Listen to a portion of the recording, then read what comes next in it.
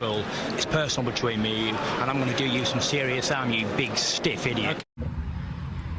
The Untouchable True School Sports Empire proudly presents something the boxing games were missing.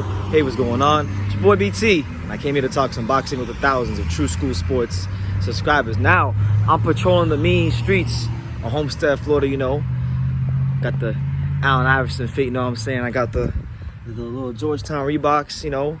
Boy BT's might need to get an umbrella out because we just full of drip today. But listen, man, I wanted to talk about, on a serious note, I wanted to talk about Jaime Munguia, and I wanted to talk about just what transpired in the Demetrius Ballard fight. And so heading into the fight, you know, a lot of people, myself included, viewed this as a fight where the odds were very stacked against the B-side based on past history. You know, Munguia a couple of years ago had boxed Dennis Hogan in Mexico for the world title at 154 back when he was down there, and he lost that fight and got a very, very controversial decision to go his way.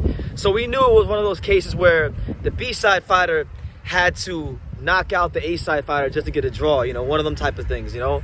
So the fight was pretty much, in most people's estimations, a foregone conclusion. But I gotta say, and I gotta give credit where credit is due, because I'm not a hater, Jaime Munguia actually performed better than I thought he would. I didn't think Munguia was going to perform as good as he did last night, and you got to give Munguia some credit. You know, Munguia is improving under the watchful eye of Eric Morales. You know, he's not the same Munguia at 154. I think if we're being intellectually honest with ourselves, he has improved a little bit, a lot actually. I would say he's improved a lot. So the first two rounds when he fought Ballard, the fight got out to a very slow pace. Munguia wasn't really throwing a lot of punches. This was a kind of pace that favored Ballard. Ballard was doing a good job early on of landing the jab, but it wasn't really like, he wasn't really landing any like sort of hard jabs. They were just kind of like touch jabs, pawing jabs. Nothing that was really gonna hurt Munguia. He did throw some body shots every now and then, but he didn't really like try to. They weren't punches that really were hurting Munguia or anything like that. Which is kind of crazy because when Ballard did kind of step into some of those body shots, one or two landed. I think it was like in round two, and there was one time where he actually moved Munguia back, and I was kind of disappointed that Ballard didn't throw more punches with more conviction. So the first two rounds I gave to Ballard. It could have been 1-1, but I thought Ballard won the first two rounds just because of the fact that he was scoring more. There wasn't a whole lot in the rounds, but you know, there was no worse than 1-1. He definitely won a round. Going into round three, Munguia decided that he had collected enough information on the tendencies of what Ballard does. He then decided to step forward on Ballard and really turn up the volume on his punches. He started to push Ballard back toward the ropes, and that's pretty much where he wanted the fight. Once Ballard got on the ropes, Munguia started throwing to the head, throwing to the body, throwing great combinations. And then ultimately the punch that ended the fight, he got Ballard backing up in an exchange, and he landed a devastating left hook, which stunned Ballard, and the referee stopped it in round three. So I give Munguia credit. He definitely outperformed my expectations of what I thought he would do in this fight. I thought the fight was at least going to go 5 rounds. That didn't happen. It went 3 rounds, so credit to him. He is improving. And I think, look, it's time for Munguia at this point. He's reached a stage of his career where, look, like, you've got 39 fights with 31 knockouts. You're a seasoned fighter in the professional ranks. You've been a world champion before. You've mixed it up with good veterans. It's really time for Munguia to step it up to that elite class. Like, no more babying, man. I'm getting sick of Golden Boy protecting him. Like, he's becoming one of the most protected fighters in the sport. And a lot of the fans Munguia fans that were on my live last night, they were saying, well, BT, why do you hold Munguia to such a standard? Well, I'm holding him to a standard because he's got more professional fights than Terrence Crawford at this point. He's got 39 fights. At what point in time do we say, okay, you've dealt with the lower level contenders, you've dealt with these decent veteran fighters. At what point do we say, Munguia, step up and fight, you know, a top guy? Like, for example, he's been Demetrius Andrade's #1 contender for God knows how long. It's been a long time.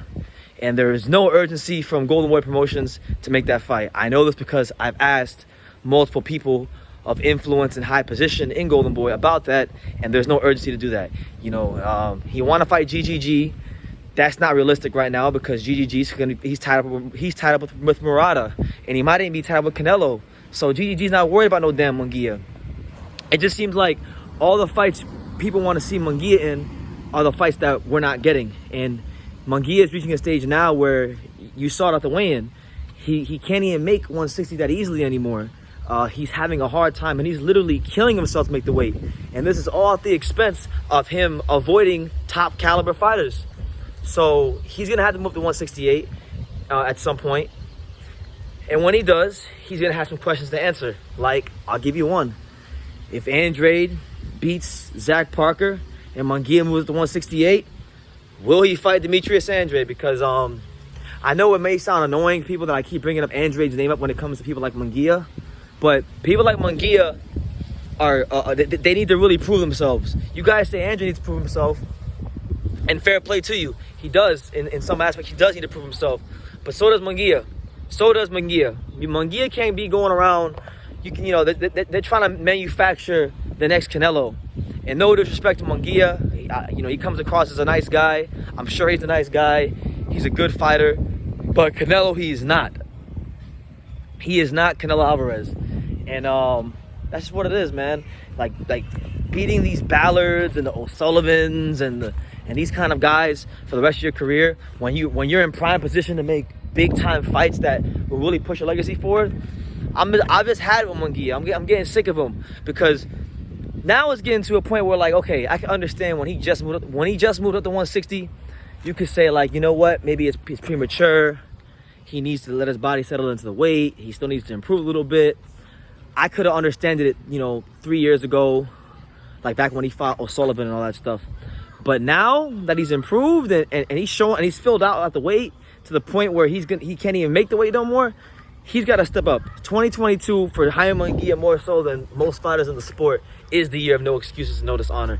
He got to step up because the Golden Boy Promotions Jaime Munguia witness protection plan is one of the worst witness protection programs in all of boxing. So those are just my thoughts. You know, good performance from Munguia to take the O of Demetrius Ballard. You know, a lot of people are going to call Ballard a bum and say he sucks and disrespect fighters, but that's not my style. That's not how I roll. Ballard he was 21-0. He did what he had to do 21 times. I personally, I didn't really think Munguia was going to do him in that type of fashion that early. I thought he would eventually get him out of there, but I didn't think it was going to be no damn round 3. So that just shows you that, like, he is improving and he exceeded my expectations, and I'm sure he even exceeded the expectations of people within the Golden Boy Promotions company.